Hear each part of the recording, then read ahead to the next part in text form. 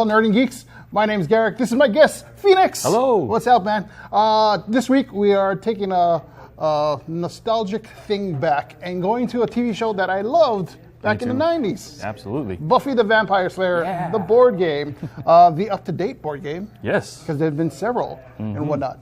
But this week we cover something that looks a lot like Eldritch Signs or, the Arkham Horror kind of stuff. Eldritch Horror, yes, Eldritch Horror.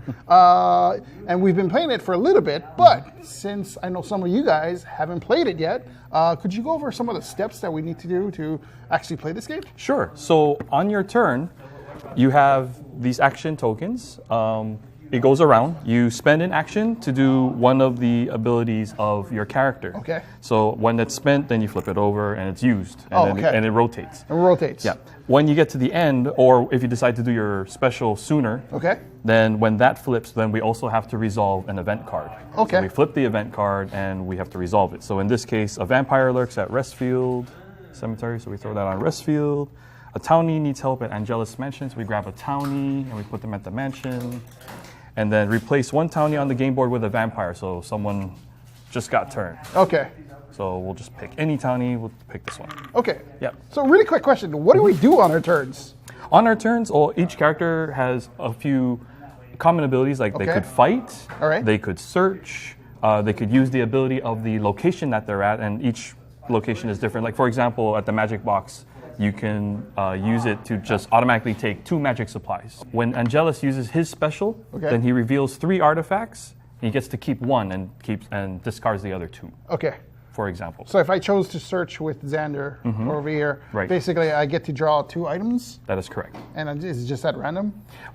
Depending on where you are. Okay. Yeah, depending where, or you could, actually your regular search action, that is correct. You draw two items and then you keep those. You got I played it a few times, yes. And then if I'm fighting somebody, I have to have a certain type of weapon. So with Buffy, she has the stake. The stake. Starts the game with the stake. So she can automatically dust them. Dust them automatically, right? But if you don't have the special weapon, then what you do is they're just stunned. And they won't activate on their activation turn. Okay. And then I noticed that there are holy water and demons are in this too, right? Yes. So to fight the demons, we need certain items like just basic medieval weapons or something like that, right? There's an item called weapons, and that's the only way you can defeat a demon. You can't stun a demon. You can stun vampires, but you can't stun demons. Oh, okay. Yeah. Okay. And then I noticed that there's artifacts over here too. Yes. So we can perhaps get lucky and get an artifact. Something magnificent or something evil. Oh, okay. So like this one, the Orb of Nelzakan. Ooh. Yeah. Your fight actions target an additional baddie in your location. You can hit more than one. Yeah. Oh, okay. All right. That's good. And then there's items like over here. We got more wooden stakes because those are always good to have. Yep. Just take a branch and break it, and it's a wooden stake, maybe a table leg. Yep. Oh, these are the weapons that we were talking about too, right? Yes, absolutely. And these items are important because in order to move the story along, we have to defeat the monster of the week so that they drop clues in order to reveal the big bad. Okay, so we're actually not only fighting the vampires and demons, but we have a monster of the week and we have a big boss, a baddie. Yeah. And so we have one that's in play already, right? Yes, we have Der Kindestad, and he appears at the Summers residence. And to defeat him, we need holy water and magic items. Okay, so this is a question I have. So we have to hunt for certain items. Yep. So if we got it, so say we need a magic item. Yep. And holy water? Yes, that is correct. Okay, so say if we were in the same location, then we had that. If we could trade as a part of our action. Oh, okay. So let's say we have Buffy there with the monster of the week, right?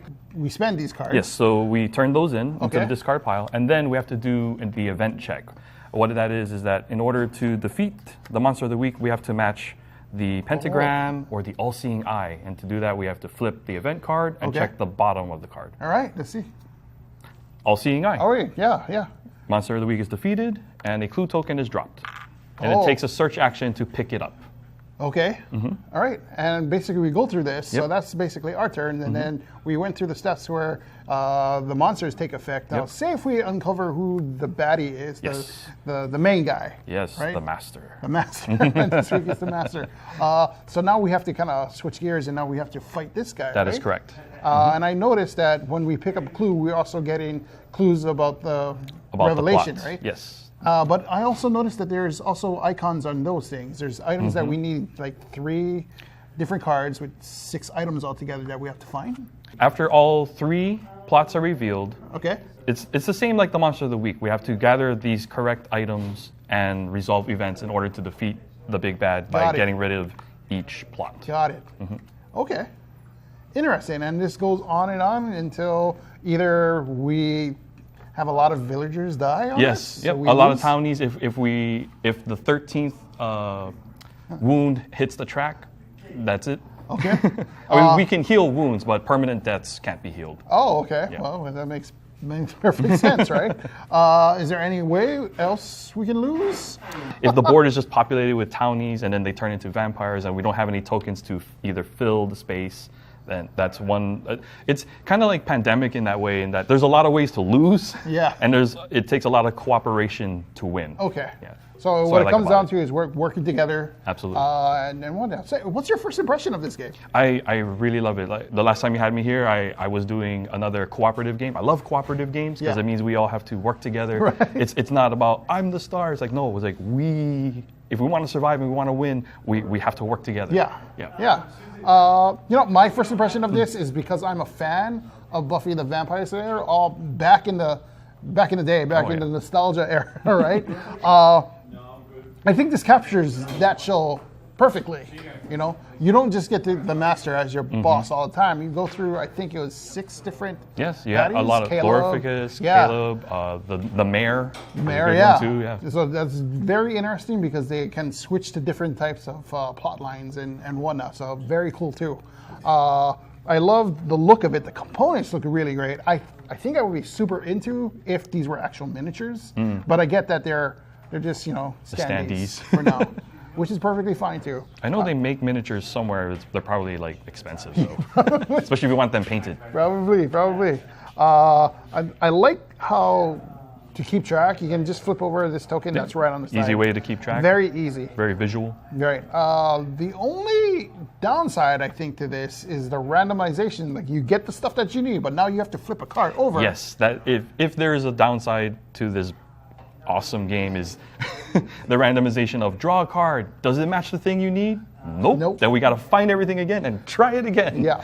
And you might not be able to do it again, right? Nope. So I think I played one of them where I took like 4 different shots at the same Monster of the Week, not the head bad guy. And we couldn't beat him. We just could not beat him. I finally did, but that's a totally different thing. Ultimately, if you are a fan of Buffy the Vampire Slayer, I definitely say get this game. Oh, yes. Because I think you'll love it. Yeah, totally. A lot of replay value. A lot of replay value, absolutely. Other than that, I think that's it. But if you play this game, leave a comment in the comment section. Let us know what you think about this. Also, if you have any other games that you think we should try, leave it in the comment section. Other than that, my name is Garrick. This is Phoenix. Thank you so much for joining us, and until next time.